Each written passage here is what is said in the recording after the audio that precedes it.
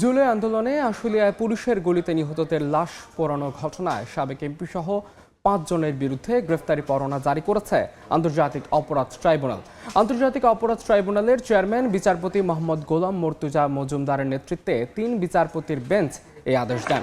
শেখ হাসিনা সরকার পতনের এক দফা দাবিতে গত ৫ আগস্ট মার্চ টু ঢাকা কর্মসূচি দেয় বৈষম্য বিরোধী ছাত্র আন্দোলন।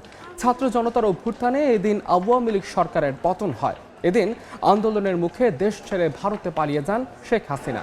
চিফ প্রসিকিউটর বলেছেন, শেখ হাসিনাকে ফেরালে সহজ হবে গণহত্যার বিচার কাজ।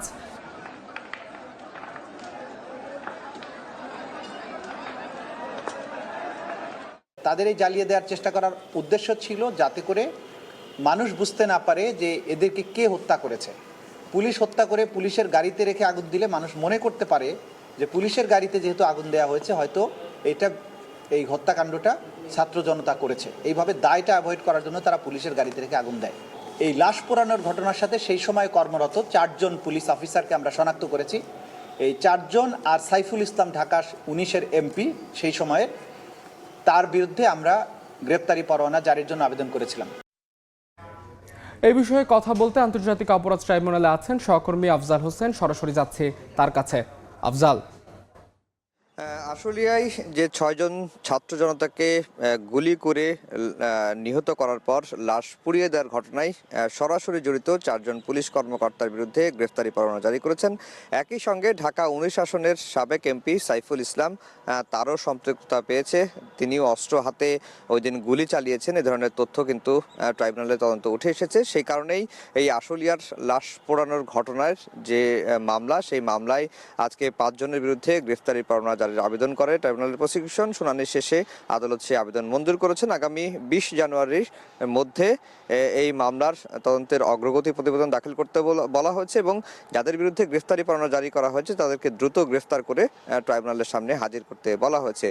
চিফ প্রসিকিউটর বলছেন যে এই লাশ পোড়ানোর ঘটনাটি করা হয়েছিল এবং পুলিশের প্রিজন ভ্যানেই 6 জনকে তুলে পুড়িয়ে হত্যা করা হয়। এর পেছনের মূল কারণ ছিল যেন মানুষ মনে করে যে পুলিশের গাড়িতে আগুন দিয়েছে ছাত্র জনতা এবং সেই আগুনেই এই 6 জন মারা গেছে। এটি মানুষের সামনে তুলে ধরতে এই নাটকটি সাজানো হয় এবং এই ঘটনায় 4 জন পুলিশ সরাসরি প্রত্যক্ষভাবে জড়িত ছিল, তাদেরকে গ্রেফতারি পরোয়ানা জারি করেছেন। আরেকটি বিষয় ট্রাইব্যুনালের চিফ প্রসিকিউটরের কাছে জানতে চাওয়া হয়েছিল, গতকালকেই পররাষ্ট্র মন্ত্রণালয় শেখ হাসিনাকে ফেরত চেয়ে ভারতের কাছে একটি চিঠি দিয়েছে।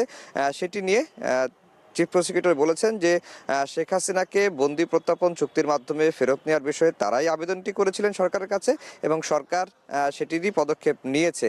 এখন যদি শেখ হাসিনাকে দেশে ফেরাতে সরকার সফল হয় তাহলে এই বিচার কাজটা করতে আরও সহজ হয়ে যাবে, এমনটি কিন্তু আশাবাদ ব্যক্ত করেছেন chief prosecutor advocate Tajul Islam. আরেকটি প্রশ্ন আদালতের সামনে ছিল যে আশুলিয়া লাশ পোড়ানোর ঘটনায় যাদেরকে বিরুদ্ধে গ্রেফতারি পরোয়ানা জারি করা হয়েছে এবং সেই যে আবেদনের গ্রেফতারি পরোয়ানা জারি করা হয়েছে ওখানেই বলা হয়েছে যে এই 6 জন লাশ পোড়ানোর সঙ্গে শুধু যে পুলিশ কর্মকর্তা নয়, আওয়ামী লীগের কতিপয় নেতাকর্মীও জড়িত ছিল। আদালতের কাছে প্রশ্ন ছিল যে তাহলে আওয়ামী লীগ নেতাকর্মীদেরকেও কেন আসামি করা হলো না। তখন চিফ প্রসিকিউটর বলেছেন তদন্তে যাদের নাম পাওয়া যাচ্ছে তাদেরকেই গ্রেফতারি পরোয়ানা চাওয়া হচ্ছে, আরও যদি তদন্তে কারো নাম উঠে আসে তাদের বিরুদ্ধেও গ্রেফতারি পরোয়ানার আবেদন করা হবে। তো এই ছিল আন্তর্জাতিক অপরাধ ট্রাইব্যুনাল থেকে আমার কাছে সবশেষ খবর।